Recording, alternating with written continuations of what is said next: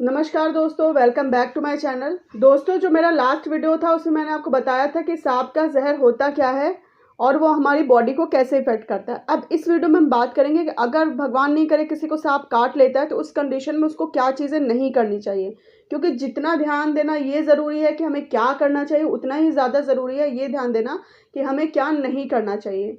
तो सबसे पहले जो बहुत सारे लोग बहुत सारी पिछड़ी जगहों पे या फिर गाँव वगैरह में आज भी किया जाता है कि लोग झाड़ फूँक वाले ओझा बाबा के पास चले जाते हैं। ये चीज़ बिल्कुल भी नहीं करनी है। दोस्तों, सांप के काटने के बाद बहुत कम टाइम रहता है, 3 से 4 घंटे में इंसान की मौत भी हो सकती है। और अगर बहुत जहरीला सांप है या आपने ऑलरेडी बहुत देर कर दी है समझने में कि जो सांप आपको काटा है वो जहरीला है, तो डॉक्टर्स के पास बहुत कम टाइम बचता है कि वो आपको बचा पाएँ। उसमें भी अगर आप किसी झाड़ फूँक ओझा वाले बाबा के पास जाकर के टाइम वेस्ट कर देंगे तो बहुत दिक्कत हो जाएगी और ऑलमोस्ट इम्पॉसिबल हो जाता है फिर पेशेंट्स को बचाना। होता क्या है कि जो सिर्फ 30% सांप ही जहरीले होते हैं, उसमें से भी 50% कई बार ड्राई बाइट करते हैं, यानी वो जहर नहीं छोड़ते हैं, सिर्फ काटने का दिखावा करते हैं। तो उस कंडीशन में बाई चांस बाई लक अगर कोई झाड़ फूँक ओझा बाबा के पास चला जाता है, अब जिस सांप ने काटा है वो तो जहरीला ही नहीं है या फिर उसने तो ड्राई बाइट किया है, फॉल्स अटैक किया है, तो उस कंडीशन में उसको तो कुछ होगा ही नहीं और लोगों को ये लगता है कि हाँ, झाड़ फूँक वाले बाबा के पास गए थे और आराम मिल गया, जबकि उस पेशेंट को कुछ होना वैसे भी नहीं था। तो ये चांस की बात होती है, इसका कोई इलाज नहीं है झाड़ फूँक या ओझा बाबा। आप तुरंत बगैर देरी किए तुरंत डॉक्टर के पास जाया करिए, या फिर अगर आपको सांप काटे तो तुरंत झाड़ फूँक बाबा के बजाय डॉक्टर के पास जाइए, या आपके कोई नियर वन को या फिर किसी को भी काटे तो उसको तुरंत झाड़ फूँक वाले बाबा के बजाय डॉक्टर के पास लेकर के जाइए। दूसरी जो गलती लोग करते हैं कि उसमें कपड़ा बांध देते हैं। उनको लगता है कि जो है ब्लड जो है ऊपर नहीं जाएगा तो जहर ऊपर नहीं जाएगा।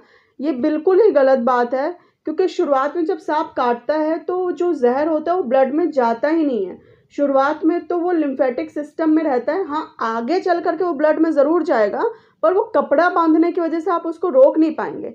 शुरू में तो वैसे ही नहीं रोक पाएंगे क्योंकि वो शुरू में तो ब्लड में है ही नहीं, और बाद में भी आपका वो कपड़ा उसको रोक नहीं सकता है।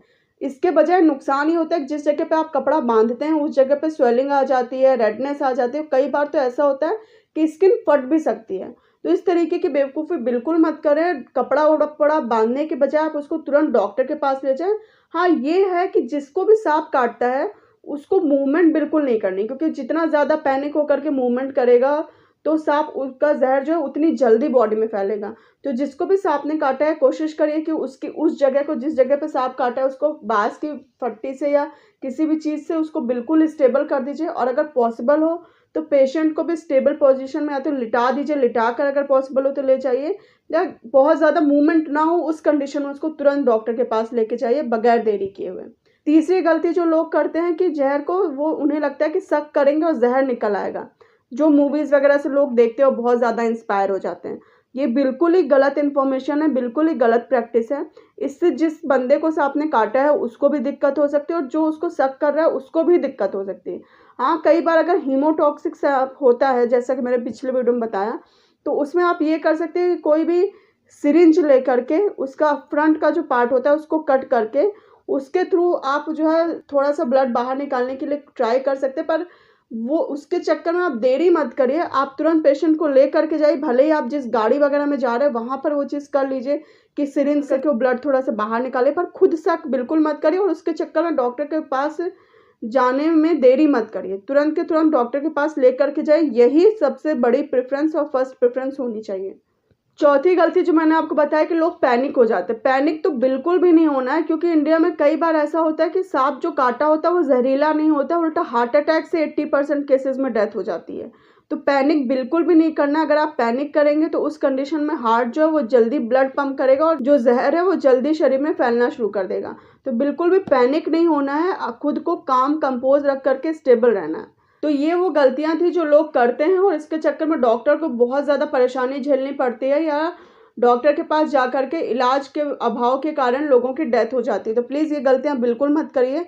आई होप आपको जो इन्फॉर्मेशन मैंने दी है वो समझ में आई होंगी। मैंने कोशिश की है कि आपको सीधी सरल भाषा में ये सारी इन्फॉर्मेशन जो प्रोवाइड कर पाऊँ।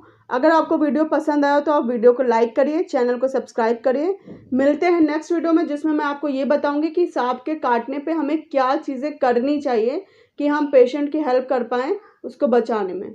मिलते हैं नेक्स्ट वीडियो में। Bye bye and take care. आप सभी लोग अपना ध्यान रखें।